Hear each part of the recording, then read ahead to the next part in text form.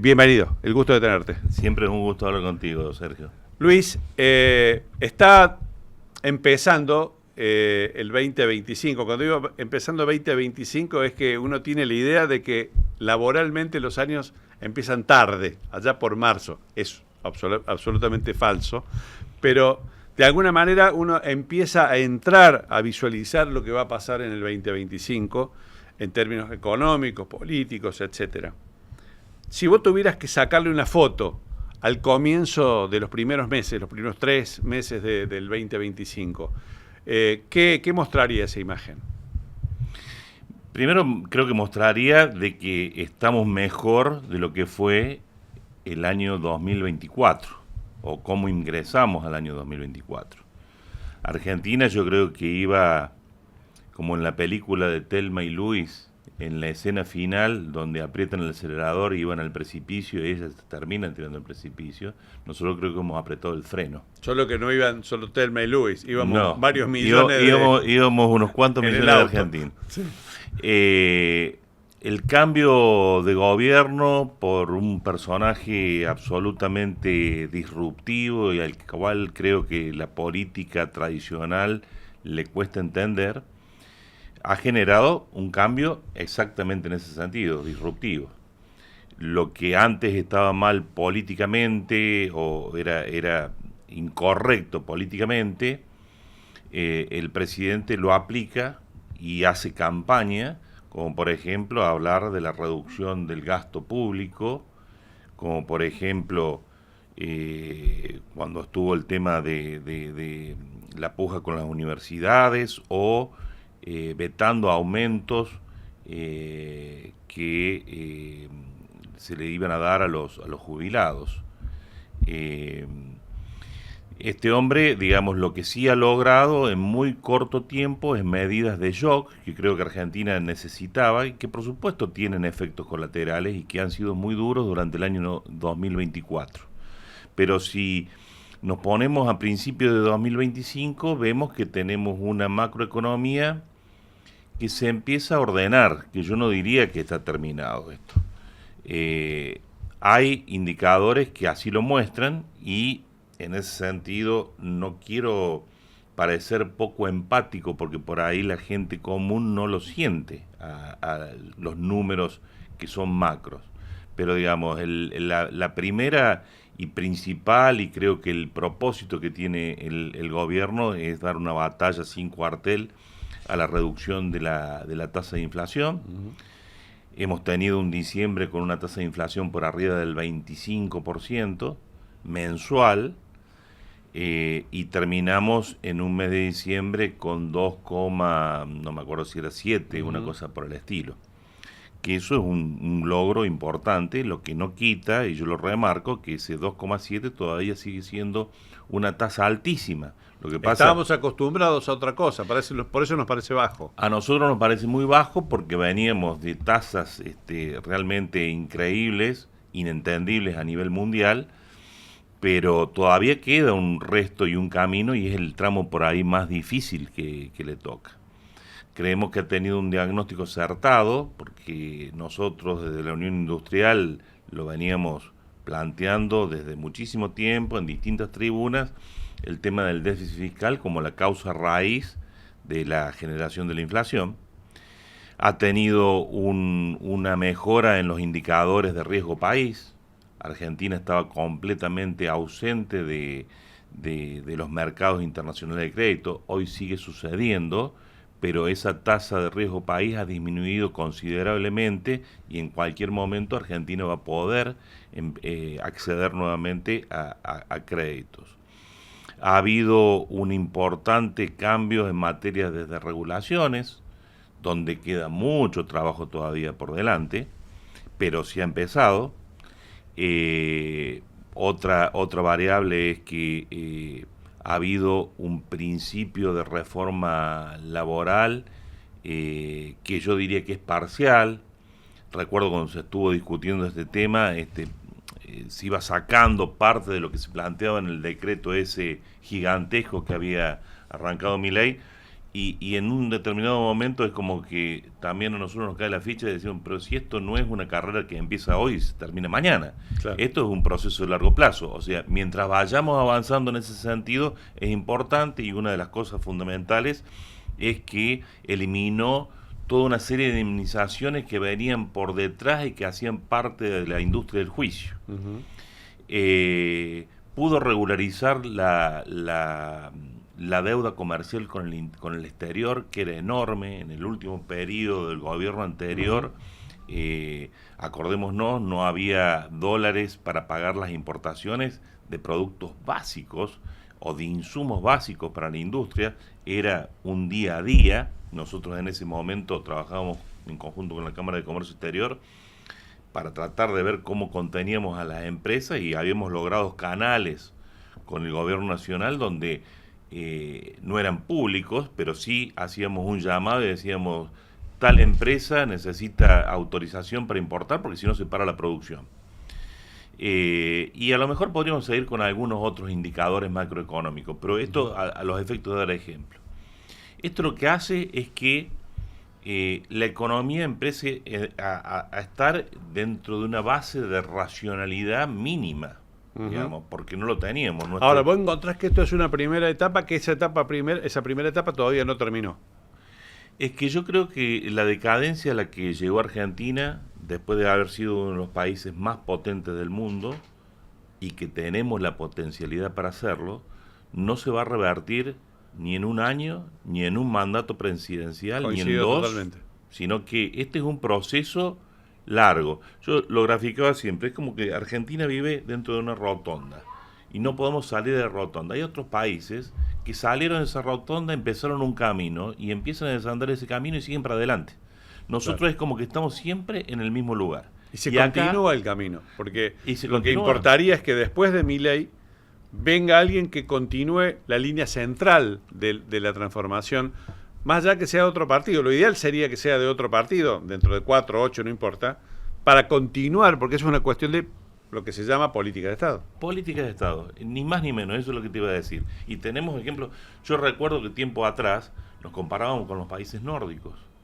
Hoy nos comparamos con los países vecinos, Claro. que algunos nos han pasado como alambre caído, te diría. Sí. O sea, vos tenés, qué sé yo, miremos acá nomás a Uruguay, que somos tan parecidos con este pueblo hermano. Ellos lograron un nivel de institucionalidad y, a pesar de los cambios en el signo y el color político, mantienen determinadas políticas de Estado y han hecho que Uruguay vaya progresando. Lo mismo le ha pasado a Chile, que tuvieron, digamos, algunos problemas en los últimos tiempos, pero independientemente si es un gobierno más de derecha o un gobierno de izquierda, las líneas centrales se mantienen, y eso es lo que le da certidumbre y que le permite al sector privado, como un protagonista fundamental de la generación de la riqueza, que eso es algo que nosotros todavía estamos discutiendo, que si es el Estado o el sector privado. Yo no tengo duda que es el sector privado el que va a generar la riqueza. Le permite ese marco de certidumbre realizar las inversiones que a lo largo del tiempo, y no en un proceso inmediato, le da mayor bienestar, le da dignidad a la gente porque tiene trabajo digno y no dependen de planes. Pero bueno, esto es un proceso, Luis, digamos.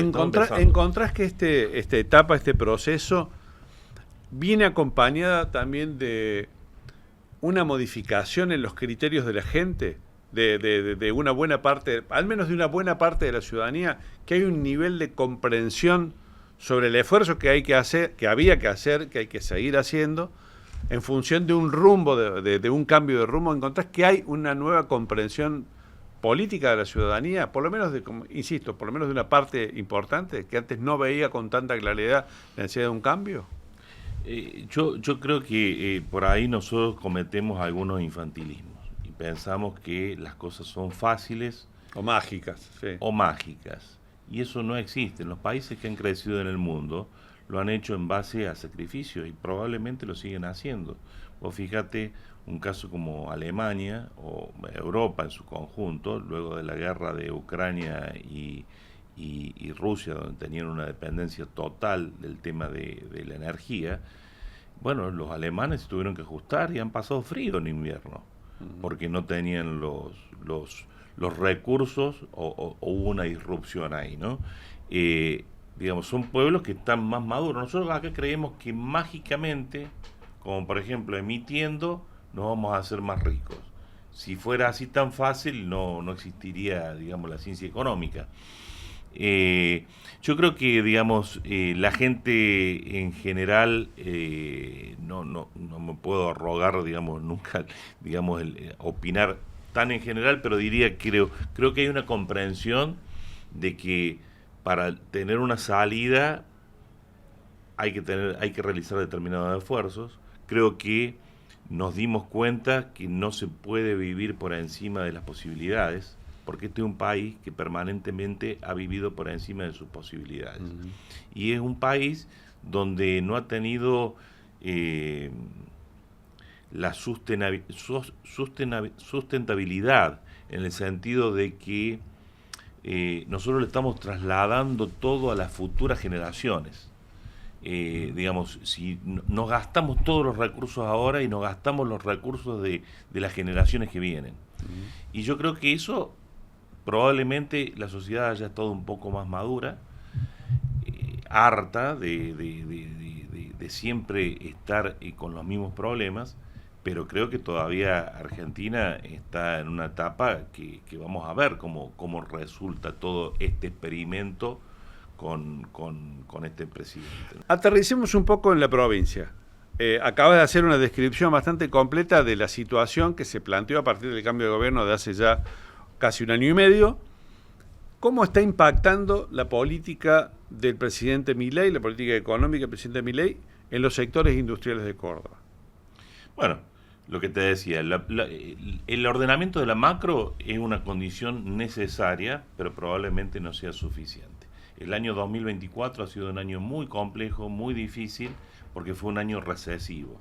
También veníamos donde los comercios en general, la forma de protegerse de una alta tasa de inflación era comprar bienes, entonces los comercios estaban sobreestoqueados. Ese sobrestock se tuvo que vender, y eso generó también un menor nivel de actividad en la industria.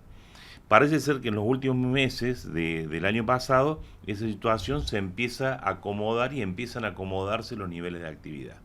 Ahora, la industria en Córdoba afortunadamente es extraordinariamente heterogénea. Entonces tenemos sectores de todos tipos y tienen realidades distintas. Yo, haciendo un trazo grueso por ahí, todo lo que estaba relacionado con el comercio exterior, que no dependía del mercado doméstico, ha tenido una mejor performance porque, digamos, no estaba afectado por el marco recesivo que enfrentaba el mercado local. Y bueno, lo que creo que la macro lo que te permite es tener la posibilidad de planificar a un plazo un poco más largo que lo que estábamos teniendo. Hay otro tema que es importante, que han bajado las tasas de interés, si bien son positivas, pero el financiamiento en Argentina es escaso. Y yo creo que lo que es más Aun escaso, cuando los bancos tienen ahora la necesidad de salir a prestar al sector privado porque ya no le prestan al Estado. Es que sí, pero si vos mirás en porcentaje del PBI, Argentina tiene aproximadamente un 6% del PBI en préstamo al sector privado, cuando vos tenés, qué sé yo, Estados Unidos, en el caso de Estados Unidos está arriba del 120%. Claro. En el caso de Chile está, creo que en el 70 o 80%. Nosotros tenemos un camino enorme todavía para recorrer. Y también, digamos, convengamos en este tema de que los asuntos, de que la situación no está consolidada. Claro. Digamos, por supuesto que también las empresas van trabajando con pie de plomo, o sea, porque, digamos, para hacer inversiones que uno las entierra y todo lo demás, uno tiene que tener ese marco de certidumbre y de confianza. Desdichadamente, la prudencia de las empresas tiene que ver con las experiencias anteriores, en las que Totalmente. hubo intentos de reformas económicas que terminaron mal, algunas mal encaradas, muchas veces reformas económicas o pretendidas reformas económicas, y terminaron mal. Entonces, también hay una prevención en ese sentido de parte de los industriales. Yo creo que sí, que en la medida que exista mayor confianza, creo que entraríamos en un círculo virtuoso. Vos fíjate que el año pasado se aprobó este régimen de incentivo a las grandes inversiones, el RIGI, Sí. el famoso RIGI. Nosotros en la Unión Industrial de Córdoba lo hemos apoyado. Pero, ¿por qué? Porque indudablemente Argentina que ha defaulteado todo tipo de contratos, no solamente los créditos, todo tipo de contrato que ha hecho, no tiene confianza en el mundo. Entonces, si nosotros necesitamos que vengan inversiones, que es la salida del país, necesitamos generarle un incentivo mayor que cualquier país que pueda competir por las inversiones en nuestra área. Entonces, para eso se estableció un RIGI donde tenían determinadas ventajas. También creemos que si bien es para las grandes empresas, nosotros sabemos que cuando se instala una industria, yo que vengo del interior profundo, vos ves, cuando hay una industria, cómo crece todo el pueblo alrededor de eso. Va a venir de General Cabrera, hay que decirle. General Dehesa. General Dehesa, perdón. Los vecinos. No vamos a pelear. Sí. No, porque siempre hay una rivalidad. Sí, claro, ya lo sé. Pero bueno, yo después creo que, digamos, hoy es el momento, si la macro empieza a ordenarse, y aunque falte, el tema es el de la micro. Y yo creo que la industria lo que está pidiendo, en términos generales, es esto que se llama nivelar la cancha. Sí. Y yo lo expresaría como la competitividad. Y la competitividad podríamos dividirla en dos ramas. Una es la productividad, llamémosle, internamente hacia dentro de las empresas. Que es un trabajo que tiene que hacer cada una de las empresas. Cada una de las empresas, acá las cosas han cambiado. Antes la inflación tapaba todas las ineficiencias. Uh-huh. Hoy, digamos, los resultados del negocio son los resultados del negocio, Sí. y no habría, en principio, si se mantiene estable, otra circunstancia más que hacer buenos o malos negocios, y es así como te va a ir. Y por otro lado, eso es puertas adentro de la empresa, que estamos haciéndolo, que estamos entrenados, porque estamos acá tenés un máster en cómo tratar de manejarte, y rápidamente las empresas toman ese tema. Y el otro tema es lo que es externo, que yo diría competitividad. Y acá, digamos, es donde hay un rol importante de los gobiernos.